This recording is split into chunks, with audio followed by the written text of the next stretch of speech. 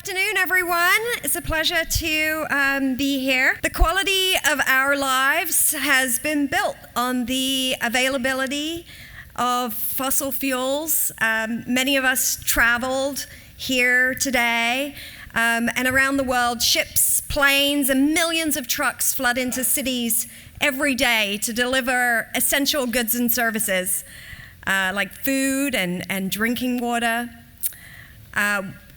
The oil and gas industry has made available to us products that enhance our lives, that connect us as human beings, products that make us smell good, that kind of make being in a room with lots of people tenable. Products like eyeglasses that allow us to see the questions on the monitors,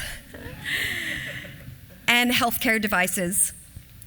And of course, oil and gas has been the basis for how we've developed economies by having affordable heat and power. The Stanford Natural Gas Initiative is a program within the Precourt Institute for Energy and the School of Sustainability. But this program has had a long, rich history, so we were formed in 2015 at the realization of how important natural gas is going to be for decarbonization. We're a collaboration of 40 Stanford research groups across many of the schools on campus with 21 industry partners, and we work together to do research on natural gas in 7 different focus areas. And every single project in our portfolio is designed to focus on sustainability and bringing low carbon solutions. While the future is clearly renewables, the reality is that natural gas is going to be used for decades. This is the 1.5 degree scenario from IPCC, and it shows that out in time, natural gas, as the red bar, will continue to be a large portion of the primary energy mix, well beyond 2050, and it won't start to actually decline until after that. So in the Natural Gas Initiative, we're thinking about gas in a number of different ways. How we can use it to help speed the transition to renewables. How we can use gas and renewables together to halt the coal development, particularly in developing economies, and to ensure that if we're going to use gas well out into mid-century, that gas is as clean as possible. In economies like California, where we have large-scale deployment of renewables, it's increasingly clear that reliability and resilience to climate events is playing a huge role. So this is a day in California in 2020. I remember it well because I was camping with my family and we got ashed on because of the wildfires, so we had to come home. The wildfires put so much smoke and ash into the air that the solar output was significantly hampered. That's the green line here as a function of time. It was significantly less than the full capacity of the solar grid. Usually in situations where we have low solar and wind output, we import electricity from our neighboring states. But in this situation, the whole of the western US was in a heat wave. And so there was no electricity to import from other states. That's the yellow bar. And so you can see the blue is making up the majority of the capacity that was needed, and that was the natural gas reserves. So in the afternoon, when everyone turned on their AC, it was the natural gas reserves in California that allowed us to avoid blackouts. And in the Natural Gas Initiative, we're doing a lot of modeling of how we can integrate electricity and natural gas systems to ensure that we have reliable power.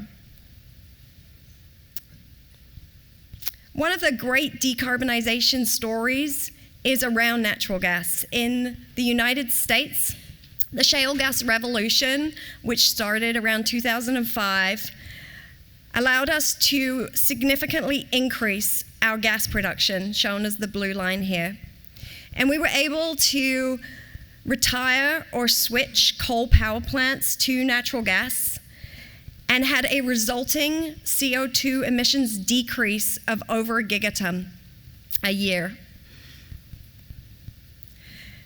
And around the world, coal is actually continuing to rise. The IEA this year projected that in 2024, coal emissions are going to be 3 gigatons higher than is needed to meet the 2-degree scenario. 3 gigatons, that's half of the United States emissions a year.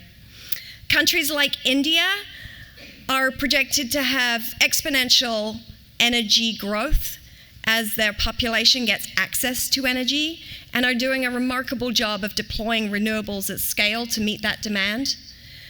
But in order to ensure that that power is reliable, it's also projected that the use of coal will increase.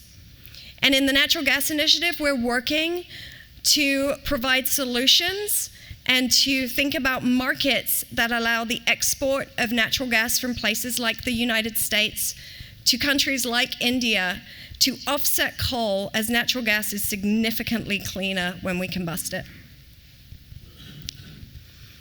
We're also thinking about how we can make the gas we use as clean as possible. Stanford has become a world-class center of expertise on methane mitigation, a group run by Adam Brandt in particular. We currently have a team out in the Arizona desert. They'll be there for 2 months, and they're testing 20 different technologies to mitigate and detect methane, ranging from continuous monitoring sensors, airplanes, and drones. And we report those results out to the global community and work with operators to put together solutions that are cost-effective and ensure that natural gas operations are as clean as possible. Today, we think a lot about electrification, and in many ways it's become synonymous with decarbonization. This is from a McKinsey report this year. It's essentially a 1.5 degree scenario projection. The red is the electricity that makes up our total energy consumption globally, and right now we're about 20%.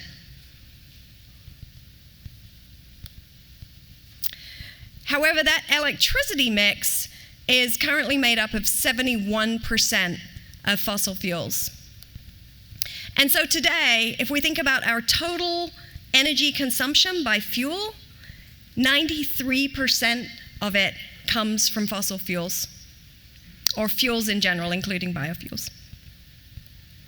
If we look out to 2050, it's expected that we'll pull the biggest decarbonization lever we have, which is electrification. We're going to hopefully double the amount of electricity that we're using globally. And that electricity mix is going to be clean renewables with a small amount of fossil fuels for reliability and baseload supply. But that means that in 2050, we're still going to be dependent on fuels. They're going to make up 60% of our total energy mix.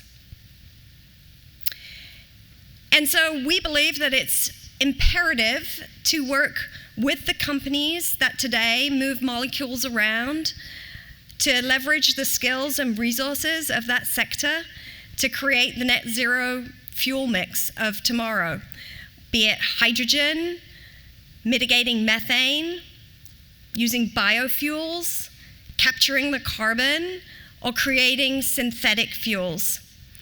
And so with that stage set, it's my great honor to turn it over to the esteemed panel. Thank you.